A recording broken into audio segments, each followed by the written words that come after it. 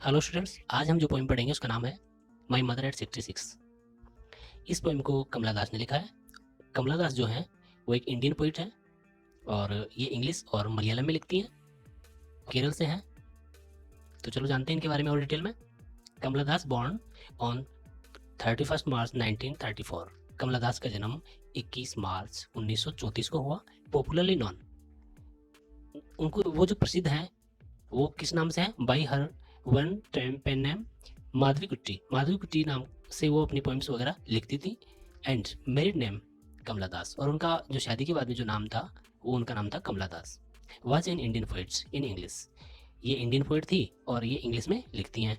साथ ही साथ as well as an author in Malayalam from Kerala India, साथ ही साथ ये मलयालम में लिखती थी और ये इंडिया में केरला से थी।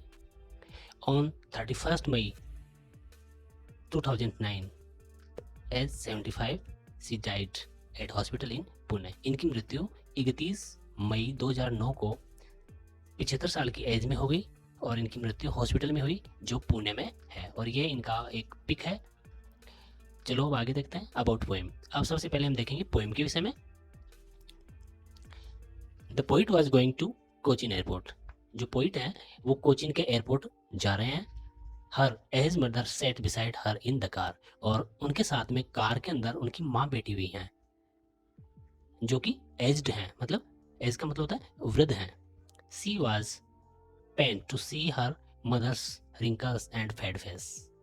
अब जो कवि हैं वो अपनी माँ को देखती हैं तो उनको दुख होता है, पेन होता है। क्यों? क्योंकि उनकी माँ के चेहरे पे रिंकल्स हैं, उनका चेहरा जो फेड हो गया है उस पर किसी प्रकार का कोई ग्लो नहीं है। आउटसाइड द कार, और जब वो कार से बाहर देखती हैं तो उन्होंने देखा she looked at fleeting beautiful trees and the happy children coming out of their houses. जब कार से वो बाहर देखती हैं तो उन्होंने देखा कि जो सुंदर पेड़ हैं वो भागते हुए नजर आ रहे हैं। क्योंकि जब हम ट्रेवल करते हैं तो आपने देखा होगा कि पेड़ भागते हुए पीछे की तरफ निकलते हैं, वो अपनी स्पीड की वजह से हमें वो भागते हुए नजर आते हैं। और उन्होंने देखा कि बच्चे, चिल्ड्रन जो हैं वो घर से बाहर भाग रहे हैं और बहुत ही खुश हैं। द पोइट रियलाइज, तो पोइट ने महसूस किया that joys and sorrow are the warp and woof of life. तो कवि ने यह अनुभव किया कि जो सुख और जो दुख हैं वो वार्फ का मतलब होता है ताना, और वूफ का मतलब होता है बाना। मतलब जो सुख और दुख हैं वो जीवन का ताना बाना है, मतलब सुख और दुख आते जाते ही रहते हैं, दोनों साथ साथ हैं। After a security check at the airport, airport पे जब जाते हैं तो वहाँ पे एक रेगुलर सिक्योरिटी चेकिंग होती है कि कोई सस्पेक्टिव जो कोई बंदा है वो एयरपोर्ट के अंदर नहीं आ जाए, इसलिए एक चेकिंग होती है। तो उस चेकिंग के बाद की बातें कर रही हैं कि after security check at airport the old mother stood a few yard away from her daughter. जो उनकी वृद्ध माता है वो थोड़ा सा दूर खड़ी हैं, कुछ यार्ड, मतलब कुछ यार्ड की दूरी पे ही खड़ी हुई हैं। और देखो आगे क्या होता है। The daughter once again looked at the pathetic and fed face. तो जो उनकी बच्ची थी, मतलब जो पोइट है, उन्होंने फिर से अपनी माँ की तरफ देखा। उसका उनका जो ढलता हुआ चेहरा, जो फेड हुआ जो चेहरा है वो फिर उनके सामने आ जाता है। फिर वो उनको उसे देखती हैं और फिर उसी के बारे में विचार करने लग जाती हैं। But she controlled her fade her painful feeling, but she controlled her painful feeling and smiling with her goodbye she assured her to meet her very soon. फिर क्या होता है, जो कवि हैं वो कंट्रोल करती हैं, यानी कि जो उनके जो विचार आ रहे थे, जो पेनफुल विचार, जो फीलिंग्स आ रही थी, उनको रोकती हैं, किसी तरह से दबाती हैं, मतलब अपनी माँ को वो पता नहीं चलने देती। And smiling bid her by her goodbye, और जो उनकी माँ है उनको हंसते हुए गुड बाय करती है। And assured her to meet her very soon, और ऐसा आश्वासन देती है कि वह उनसे शीघ्र ही मिलेगी। तो चलो अब देखते हैं poem. Driving from my parents home to Cochin last Friday morning.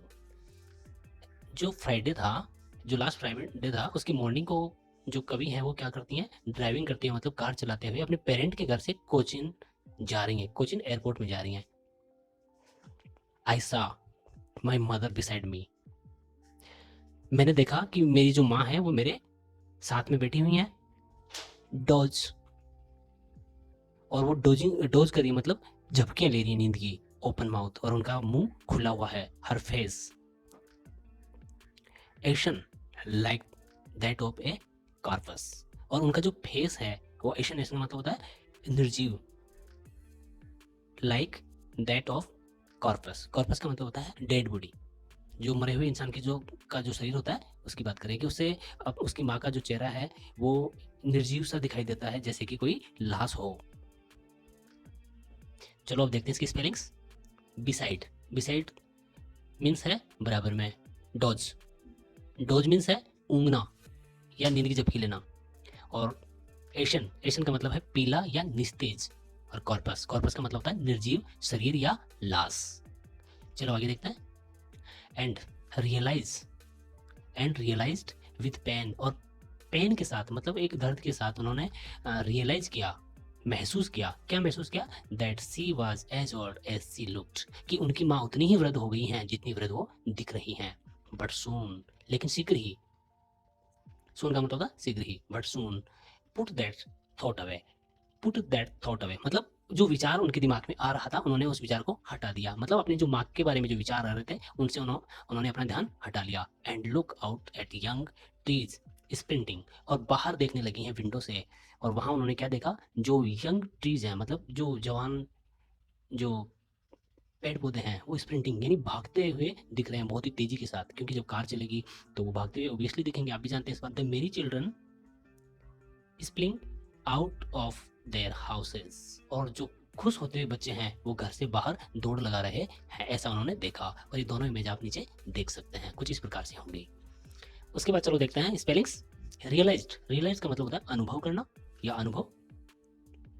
और स्प्रिंटिंग, स्प्रिंटिंग का मतलब होता है तेज दौड़ते हुए। यहाँ पे जो पेड़ है, जो ट्रीज है वो तेज दौड़ते हुए प्रतीत हो रहे हैं, वो तेज दौड़ नहीं रहे हैं, प्रतीत हो रहे हैं। मेरी, मेरी का मतलब होता है खुश। और स्पिलिंग, स्पिलिंग का मतलब होता है बाहर निकलते हुए, तो यहाँ पे ये यूज किया गया था कि बच्चे घर से खुश होते हुए बाहर निकल रहे हैं, ऐसा उन्होंने देखा। चलो आगे देखते हैं। But after the airport security check, लेकिन जब एयरपोर्ट पे सिक्योरिटी जो जांच होती है उसके बाद में, standing A few yard away I looked again at her, फिर से जो लेखक है उनका ध्यान अपनी माँ की तरफ चला जाता है, फिर से वो उनकी तरफ देखते हैं। वॉन, वॉन का मतलब होता है पीला रंग या पीला पड़ जाना या रंगहीन। पेल, पेल का मतलब है पीला पड़ना। As a late winter's moon, तो कवि क्या कह रहे हैं कि फिर से जब उन्होंने अपनी माँ की तरफ देखा तो फिर से वही विचार उनके दिमाग में आ रहे हैं कि उनका जो चेहरा है वो पीला पड़ा हुआ है, निस्तेज है, और ऐसा लग रहा है जैसे लेट विंटर्स मून, मतलब जो गुजरती हुई सर्दी होती है उसका जो चांद होता है उसकी तरफ, मतलब एकदम डिम होता हुआ दिखाई दे रहा है। And felt that old familiar एक, और उन्होंने महसूस किया जो परिचित सा एक, एक का मतलब होता है फेमिलियर का मतलब होता है परिचित, और एक का मतलब होता है दर्द या पीड़ा, मतलब उनको एक पुरानी पीड़ा जो फेमिलियर थी उनकी वो महसूस करते हैं। और वो क्या थी, जब वो बच्ची थी तो उनको ऐसा लगता था कि कहीं वो अपनी माँ से दूर नहीं हो जाए।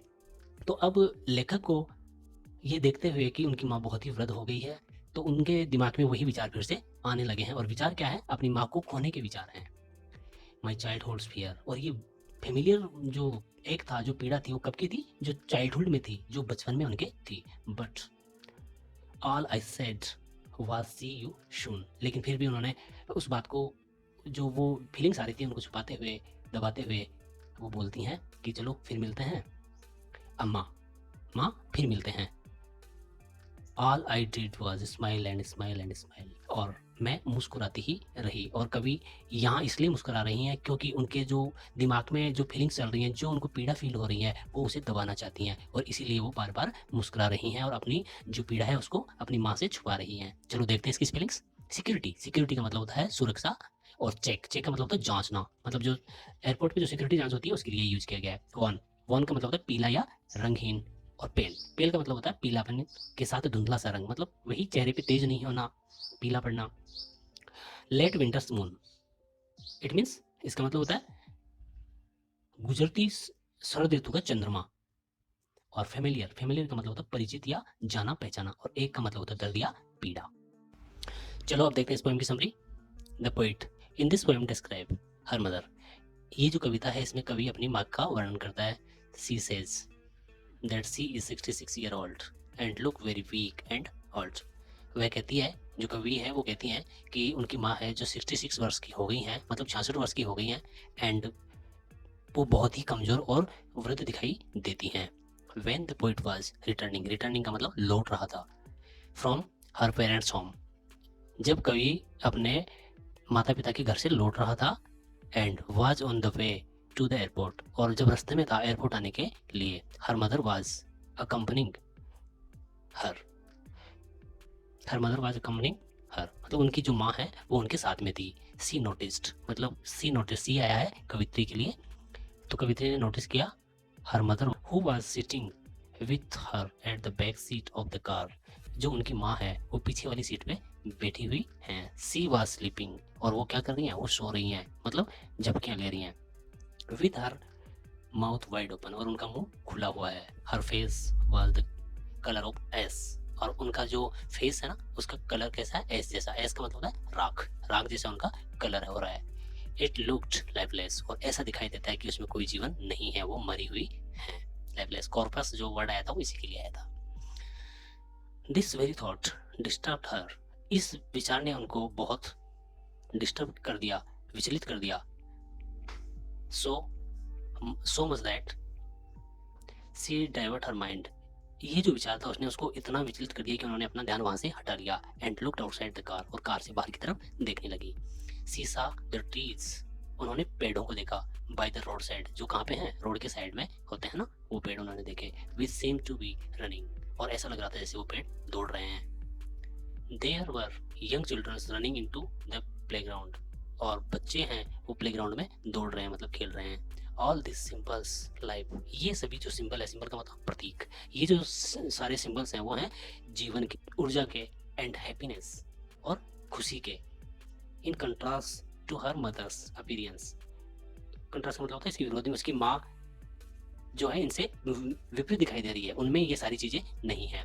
When she reached the airport, और जब वो एयरपोर्ट पहुंची, she again looked at her ailing mother, और तो फिर उन्होंने फिर अपनी माँ की तरफ देखा, जो कि जैसे पेल सा चेहरा लिया हुआ है उनका, उनकी तरफ उन्होंने देखा। Who looked old and dull like weak moon in the winter season, और वो कैसी दिख रही हैं, बहुत ही डल सी दिख रही हैं, बहुत ही कमजोर सी दिख रही हैं, जैसा कि सर्दियों का जो चंद्रमा होता है, जो सर्दियों का जो मून होता है, वैसे वो दिख रही है। The poet was surrounded by the same fear that she had during her childhood, और सराउंडेड का मतलब होता है घिरना चारों तरफ से, है ना।